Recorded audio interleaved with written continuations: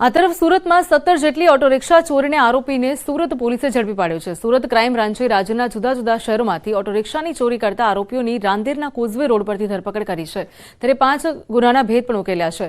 આરોપી ઓટો રિક્ષાની ચોરી કરીને તેમાં પેસેન્જરોને બેસાડી રોકડી કરી લેતો હતો અને ત્યારબાદ ઓટો રિક્ષાને અન્ય શહેરમાં લઈ જઈને બિનવારસી હાલતમાં મૂકી ફરાર થતો હતો। જે બાબતે સ્ક્વોડને ખાનગી રાહે બાતમી મળેલ કે અગાઉ रिक्शा चोरी में पकड़ेलो आरोपी महबूब खान, आदम खान, हुसैन खान पठाण जे रांदेरनो रहेवासी है, जेना विरुद्ध में अगाऊ में 17 गुनाओ दाखल थे। 17 गुनानो आरोपी पकड़ायेल है। तेनी बातमी राहे माहिती मळता अमे महबूब खान ने पकड़ी लावता पूछपरछ करता सूरत शहरना, अमदावाद और वडोदराना एम मळी कुल 5 गुनाओ डिटेक्ट थयेल है और ए गुनाओ डिटेक्ट करी आरोपी ने अरेस्ट करेल है અને આરોપી હાલ પોલીસ કસ્ટડીમાં છે। આ તરફ કેન્દ્રીય ગૃહમંત્રી અમિત શાહ ગુજરાત આવશે। 30 ડિસેમ્બરે અમિત શાહના ગુજરાતમાં વિવિધ કાર્યક્રમ છે, ત્યારે અમદાવાદના એસજીવીપી ખાતે પુરાણી સ્વામી સ્મૃતિ મહોત્સવમાં તેઓ હાજરી આપશે। બપોરે 2:30 વાગે તેઓ ગાંધીનગરના એનએફએસયુમાં કાર્યક્રમમાં એનએસડીએફઆઈ મુખ્યાલયના શિલાન્યાસ કાર્યક્રમમાં ઉપસ્થિત રહેશે। સાથે જ ઈ માર્કેટ એવોર્ડમાં પણ તેઓ હાજર રહેશે। બીજી બાજુ ગુજરાત યુનિવર્સિટી બદનક્ષી કેસનો મામલો જે અમદાવાદ મેટ્રો કોર્ટમાં સુનાવણી હાથ ધરાઈ છે। મેટ્રોપોલિટન કોર્ટે સંજયસિંહ સામે પ્રોડક્શન વોરંટ ઇસ્યુ કર્યું છે।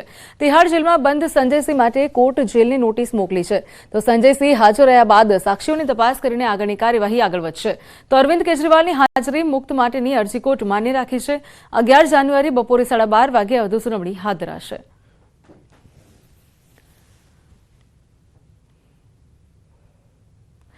આ તરફ વાત કરીને સમાચારની તો કોઈ પણ માણસનું મોત થાય તો પરિવાર અને ગામમાં દુઃખનો માહોલ હોય છે। ત્યારે ઈડરના ભવનગઢમાં રાજવી પ્રવીણસિંહ કુંપાવતના નિધન બાદ તેમના બેસણામાં અનોખા દ્રશ્યો જોવા મળ્યા।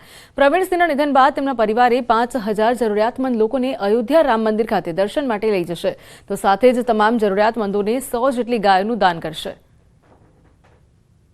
પરિવારે એવો નિર્ણય લીધો કે અયોધ્યામાં જ્યારે રામ મંદિરનું નિર્માણ થવા જઈ રહ્યું છે ત્યારે 22 જાન્યુઆરી પછી મારા સમાજ અને ઇતર સમાજમાંથી લગભગ 65-70 વર્ષની ઉપરના જે વડીલો હશે એ તમામને લગભગ 5,000 પરિવારમાંથી સમયાંતરે માનો કે અયોધ્યા રામ મંદિર રામ ભગવાનના દર્શન માટે લઈ જવા મારા પરિવારના ખર્ચે એવો એક નિર્ણય લેવામાં આવ્યો છે। સાથે સાથે હિન્દુ સંસ્કૃતિમાં ગૌદાનનું એક મૂલ્ય હોય છે, તો લગભગ 101 પરિવાર જે નીડી હશે એમને ગાયોનું દાન આપવાનો એક નિર્ણય લેવામાં આવ્યો છે મારા પરિવાર દ્વારા। તો આ તરફ પ્રવીણસિંહ કુંભાવતનું 18 તારીખે મેલબર્નમાં મૃત્યુ થયું હતું, જે બાદ પરિવારે ભવનગઢ ખાતે વિશેષ બેસણાનું આયોજન કર્યું હતું। સાથે તેમને ફોટોગ્રાફીનો પણ શોખ હોવાથી બેસણામાં તેમના ફોટોનું કલેક્શન રજૂ કરવામાં આવ્યું હતું। આ દુઃખદ પ્રસંગ હતો, તે છતાં અમે ઉજવણીના સ્વરૂપે અમે ઉજવ્યો, જેથી મારી મમ્મીને દુઃખ ના થાય, એને એવું લાગે સારા સંભાળણા મૂકીને ગયા છે એ યાદોમાં જીવે, નહીં કે દુઃખની યાદોમાં જીવે। અને ભગવાને એમને ખૂબ સુખદ મૃત્યુ આપ્યું, એમને કોઈ તકલીફ ના પડી, આટલું રૂડું રૂપાળું જીવન જીવી ગયા, એ જ અમારા માટે ઉપરવાળાની અસીમ કૃપા છે। તો સામાન્ય રીતે વર્ષોથી ચાલી આવતી પરંપરા બદલીને આ પરિવારે એક નવો ચીલો ચાતર્યો છે। ત્યારે આ પરિવારની પહેલને શહેરના તમામ અગ્રણીઓ, સમાજ અગ્રણીઓ તથા રાજકીય આગેવાનોએ આ કાર્યક્રમને આવકાર્યો છે। જીવન અને મૃત્યુ જેમ નિશ્ચિત છે તેમ આજરોજ ભવનગઢ ખાતે મારા મિત્ર સત્યજીતસિંહ કુંપાવત, જેમને એમના પિતાજીને એક સાચા અર્થમાં શ્રદ્ધાંજલિ આપવાનો એક ઉમદા પ્રયાસ કર્યો।